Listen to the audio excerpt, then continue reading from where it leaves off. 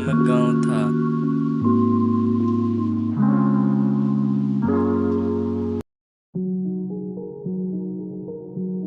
उस गांव में एक डोसा वाला रहता था जिसका नाम रामू था। रामू का ढाबा गांव के सड़क के किनारे था और उसके डोसे और इडली बेहद पसंद किए जाते थे।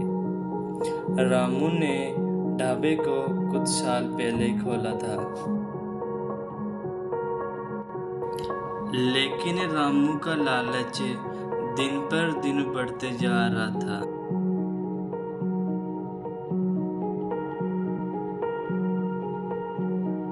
रामू का लालच उसके ढाबे की सफलता के पीछे का मुख्य कारण था। वह हमेशा नए नए तरीके सोचता और अपने ग्राहकों को बढ़िया सेवा देने की कोशिश करता।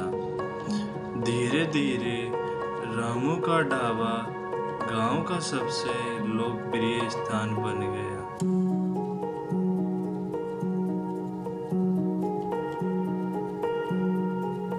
लेकिन रामू का लालच उसके व्यवहार में दिखने लगा। उसने अपनी सेवाओं में कमी की और अपनी कमाई बढ़ाने के लिए डोसे की मात्रा कम कर दी। शुरुआत में लोग इसे नज़रअंदाज करते रहे, परंतु धीरे धीरे रामू के लालच की वजह से उनके ढाबे की प्रतिष्ठा गिरने लगी। एक दिन की बात है।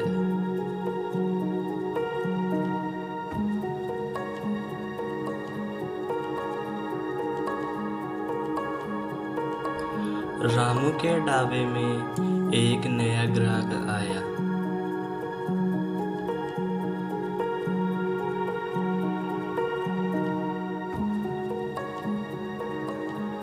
वह एक नए गांव से आया था और रामू के ढाबे की प्रशंसा सुनकर आया था। उसने रामू से एक डोसा और इडली मांगी। रामू ने उसे बहुत ही कम मात्रा में डोसा दिया और इडली तक का नाम नहीं लिया। ग्राहक ने यह देखकर अचंभित होकर उससे पूछा, भाई जी, क्या ये तुम्हारे ढाबे का नया नियम है? रामू ने हंसते हुए उत्तर दिया, हाँ, अब से हमारे ढाबे में कुछ नए नियम आ गए हैं। हमें अपनी कमाई बढ़ानी है। ग्राहक ने डोसा और इडली लेकर ढाबे से निकलते हुए कहा, तुम्हारे लालच ने तुम्हारी सेवा को खत्म कर दिया है। रामू को उसके ग्राहकों के शब्दों पर बहुत पछतावा हुआ। वह एक जगह बैठकर अपने पछतावे पर अफसोस करता है। वह समझ गया कि उसके लालच ने उसके ढाबे की प्रतिष्ठा को कमज़ोर कर दिया है। उसने फिर से अपनी सेवाओं में सुधार किया और डोसे इडली की मात्रा भी बढ़ा दी।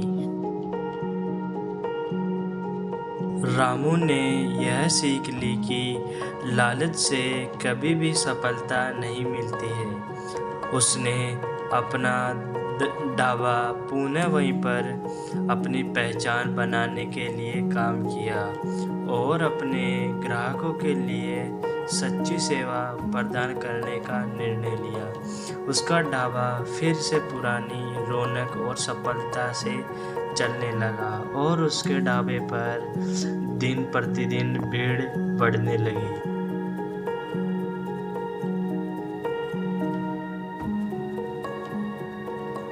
इस कहानी से हमें यह सीख मिलती है कि लालच से अच्छाई और समृद्धि नहीं मिलती।